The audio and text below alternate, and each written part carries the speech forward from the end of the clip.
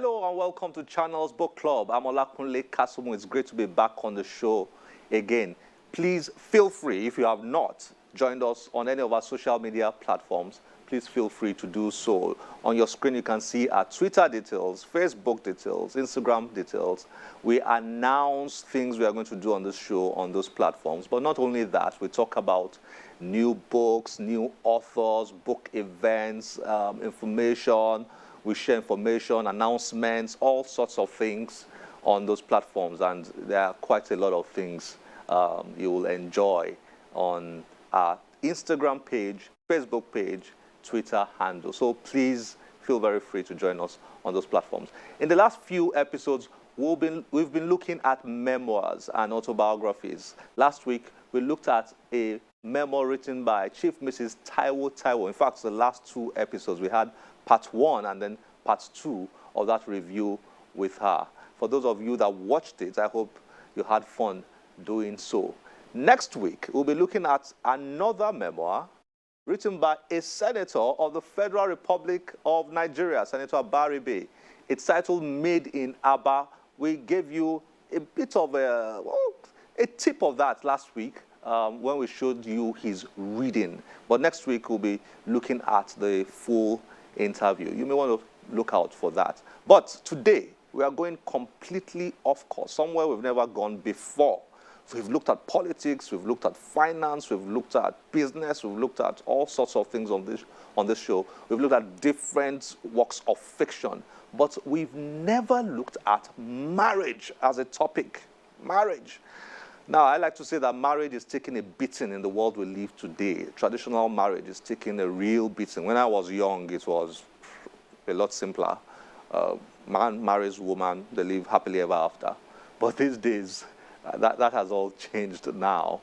We've looked at a memoir where the theme of the memoir was the marital life of the author, but we've never looked at marriage as a topic. And this is the first time we are doing that. This book, titled Essentials of a Successful Marriage, a step-by-step guide by Abiola Shoremekun, is our focus today. It's loaded. Let's get to meet Abiola Shoremekun and then get into the interview we had with her.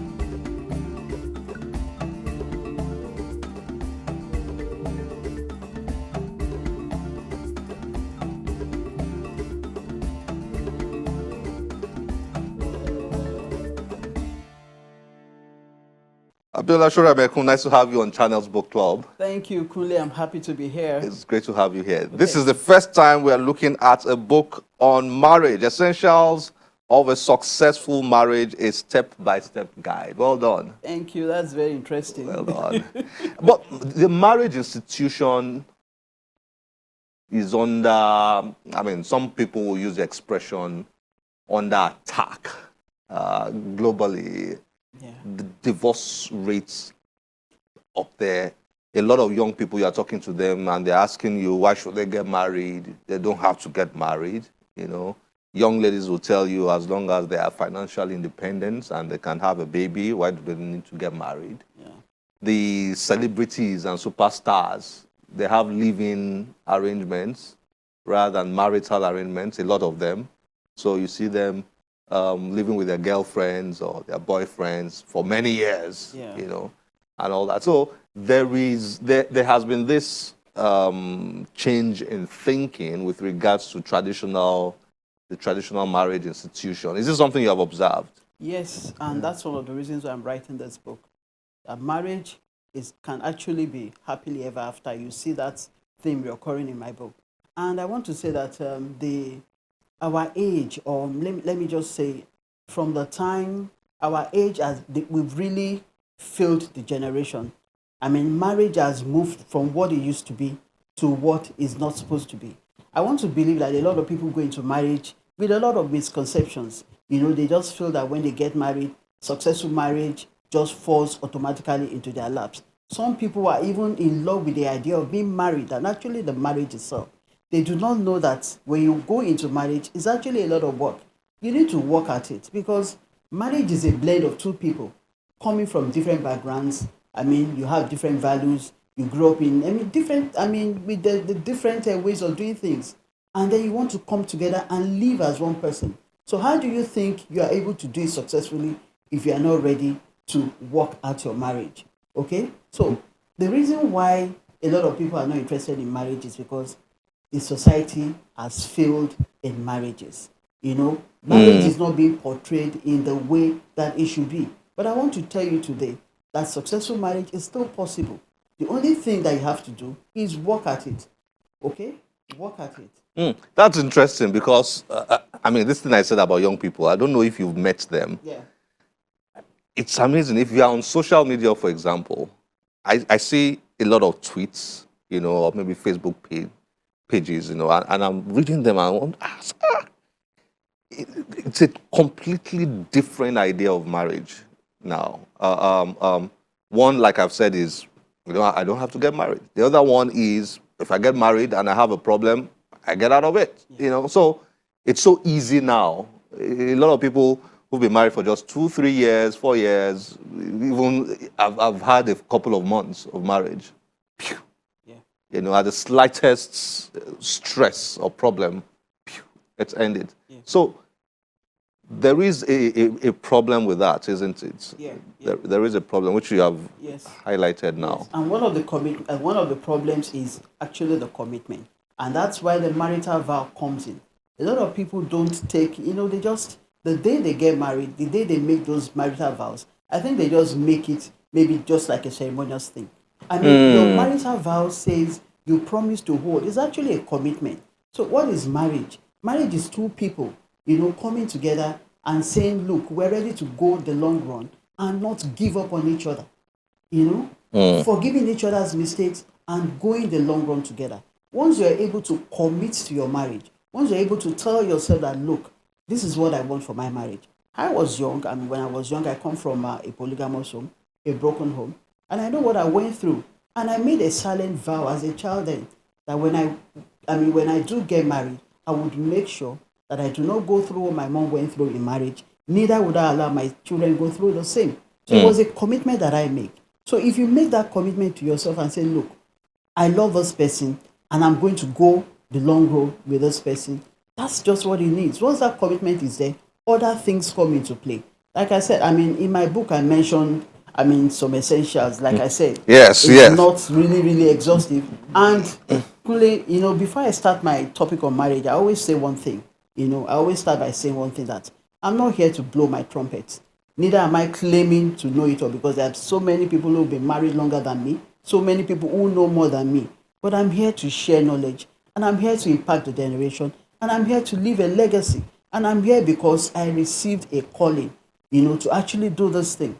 You know, if you've been married a long time and you've been able to work at your marriage and you've been able to have a successful marriage, by the way, there are no perfect marriages. No perfect marriage. No But a perfect marriages. successful marriage, like I said, two people coming together, telling themselves they want to go on the long run, and committing themselves to the fact that they will never give up on themselves and they will forgive each other's mistakes. So that's basically what marriage is all about. My other, I mean, follow-up question I wanted to ask after that first question. Okay. I think when we delve into some of the things you've written here, I Yeah. think the answers to that question will come naturally. Okay. You know, so let's look at a few interesting things rather that I observed here. Okay. One of the essentials of marriage, for successful marriages, that you put here is communication. You know, and I will read something you wrote here from page 17, I think. Yeah, 17. From the marriage point of view, communication harmonizes a husband and a wife together in thoughts and actions, just as the sexual act does to their bodies. Oh, yes. So every marriage is consummated by sexual acts, which binds and bonds the two together as one.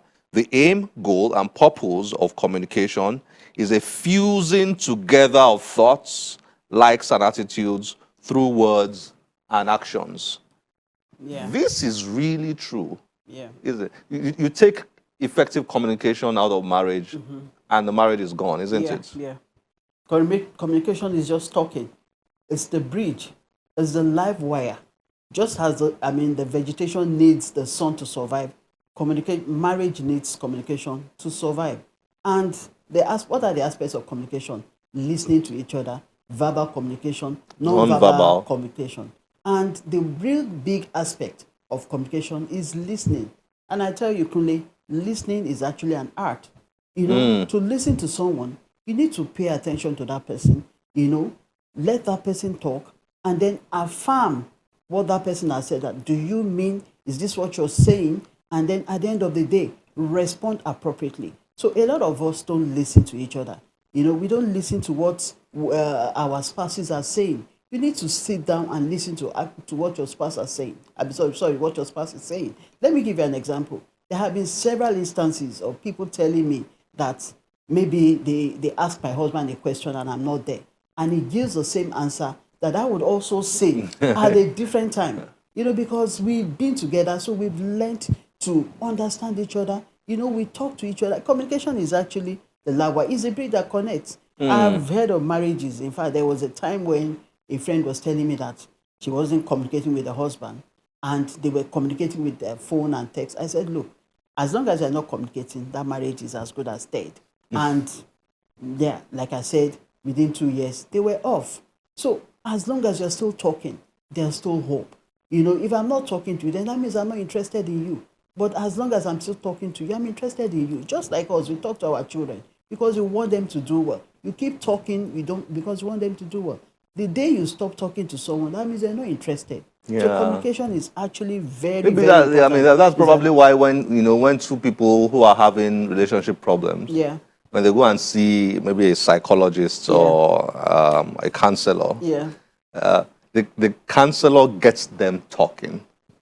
The counselor hardly says a lot. Yeah. You say your mind. Yeah. You say yours. And as they talk, Yeah. as they keep talking and expressing themselves, Exactly. they keep mending fences and all that. Yeah. What is in your opinion, what's the biggest challenge that people have when it comes to communicating in marriage? Why don't people communicate very well in marriage? I think people make a lot of assumptions, Kule. People assume, and I tell you, assumption is it destroys marriages. I'm sitting here and I'm assuming that you should know one thing, and you're not telling me that thing that you want me to know. Why don't you just tell me? Marriage is a blend. Two people coming from different directions, different backgrounds, different upbringing, different values. Even you, as a person, you still fight with your siblings that when you were growing up, you have siblings that you used to have misunderstandings with. Siblings that we've known each other from life, from the time when you were when I was growing up, even till now, we still have our hassles. You still have your issues. So I'm not saying marriage doesn't have issues, but the thing is, you're coming together and you need to live together as one. That's right. So you need to tell each other, look, if you don't like this thing, just let that person know. But in a very nice way, they call this sandwich, whatever. There's a way you go about those things. Don't assume somebody ought to know. When you assume, could the problem partly be the way we've been brought up? Yeah. A lot of people are brought up in ways that they don't communicate. They don't learn how to communicate, how to be vulnerable, how to be open, how to be confident in expressing themselves. Yeah. And then it shows up later in marriage. Isn't that so? You're very correct, Kule. During the NSAS movement, you know what the young people were calling us? They said they are the Sorosoke generation, while we were the keep quiet generation. In our own generation, we were brought up to be quiet.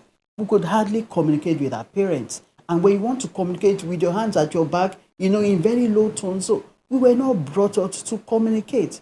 And I want to believe that also is part of the problem. We don't ask questions. And even when we ask questions, our parents shut us down and they tell us, where did you hear that? And so we go out there and get all sorts of information and then make those information the way of life.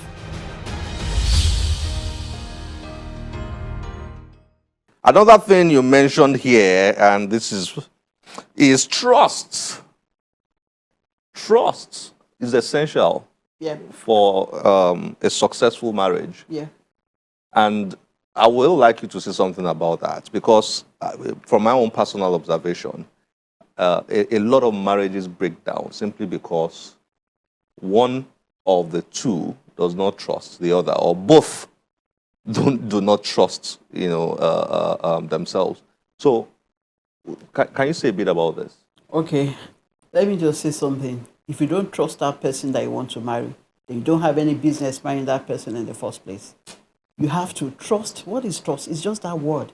It's a word that somebody tells you, I love you, I want to marry you. And then you believe that trust. You stand on that trust that this person has said, I love you, I want to marry you, I will take care of you. So it's based on that trust that you marry that person. So trust is a very, very intangible thing. You don't see it. And it's the same way we have the relationship with God. And that's why the Bible likens the relationship of husband and wife to Jesus Christ and us. Because it's just based on that word. I trust you.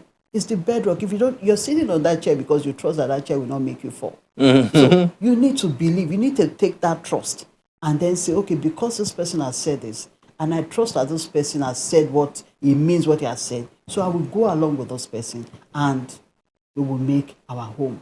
Okay, let's reveal everything you've written here. Yes, one more thing that I need you to talk about is money, finance. I almost jumped to this chapter when I wanted to start. So that was the first thing I was looking for, Finance. That is so crucial. Yeah. And you stated it here. I'm not sure where you got your stats from. I think probably it's based on your observations. But you mentioned that, a high percentage of, or how do I put this now? The money is one of the key reasons why marriages break down, basically. A high percentage of marriages that fail because of money. So, does money matter? You wrote here in chapter 3, and then let me read something you wrote here. It is wrong to think that money is not an issue in marriage. The Bible tells us that if a man wants to build a house, he must first count the cost before he commences the project. The same is true for a man who wishes to go into marriage. You must first count the cost by ensuring that you have the finance to provide the basic things of life, food, shelter, and clothing for both you and your spouse. Okay? Because of our time, what you essentially wrote here is there are two problems. Those who think money is not an issue. So they run into problems. Yeah. And then those who make money the central issue in marriage. Yeah. Yeah. Talk to me a bit about finding that balance for marriage to work. Okay. So I will start by, before I got married, I saw some of my friends who got married to, people who were rich, already made, and I noticed how they were treated. And I used to talk then to my friends, and they tell me that, look, when you marry a rich man, there's this thing at the back of that person's mind that, did this person actually marry me for where I am, or is this person marrying me for money? Okay, so moving forward, there are two sides to the story. Does money matter? And is money everything? Yes, money does matter, but money is not everything. And just like the Bible says, money answereth all things, but it's not just about money. Otherwise, why would some rich people, people are actually very rich, why would they still be unhappy? There's so many people who are rich, but at the same time, they're still not happy in their life. The rich also cry. Yeah, the rich also cry. So while money matters, it is not everything. What I'm saying here is, before you go into marriage, make sure that you can provide for each other those basic things of life first. The shelter, Food. And then the basic things. You don't have to be a multimillionaire before you do that. And then the two of you coming together to say, okay, this is how we're going to plan our finances, going into marriage like that. And then also the other aspect of money being everything is that some people want to make the fact that because money is everything, that person that I want to marry must be rich. But what I'm saying here is, when you want to get married, it is not necessary for you. It is actually not the best for you to make money the anchor on which you want to marry someone. Look for the values you love in that person. Values like, is he honest? Does he have integrity? Who is he? What kind of person he is? Once you go with that person, once you're able to get those values in that person, money would always come. Fantastic. I have very conservative views about marriage, and I could see that from your writing. We probably share the same conservative views about the traditional institution of marriage. I'm a bit old school when it comes to marriage. I think that marriage is still very essential. I think it's still a very important institution. I think it's still a bedrock. For any society. And I think young people need to look at what you've written here before they dive into marriage, or newlyweds who are into marriage. But even for those of us who have been married for some time, it's still a good read. Thank you so much. Just before we wrap up, let me say something. Marriage, the impact of marriage actually boomerangs in the society. Whether you get married or you do not get married, it affects the society. The family is the smallest unit in the society. So you can tell a society by the kind of marriages that we have. What are we having in the society today? It's because marriages are not what they used to be. So many people are just in love with the idea of getting married without actually working for the marriage itself.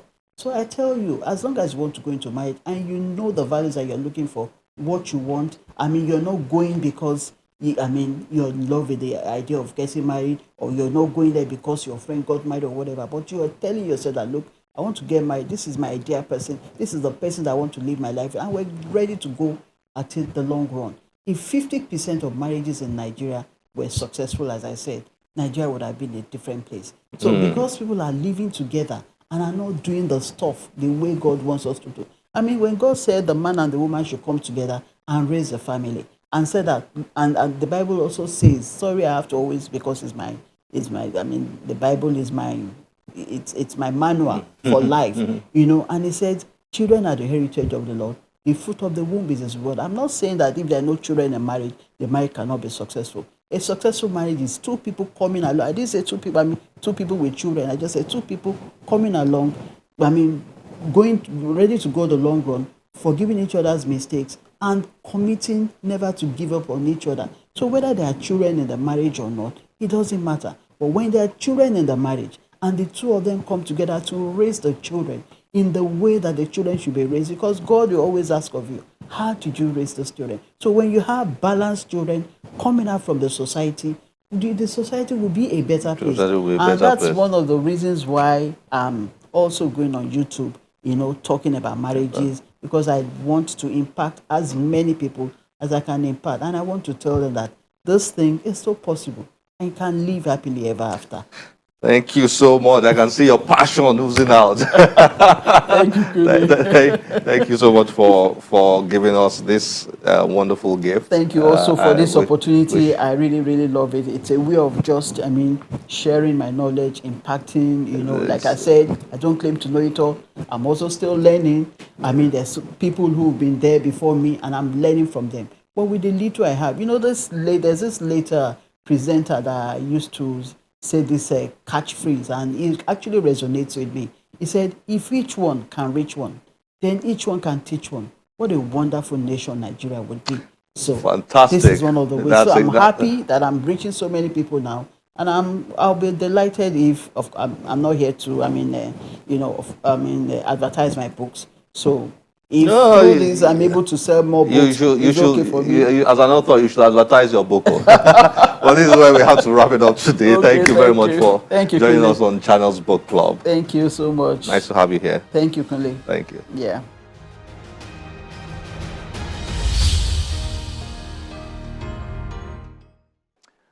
Well, Well, I hope you enjoyed that. Marriage is very important. It's the bedrock of every society.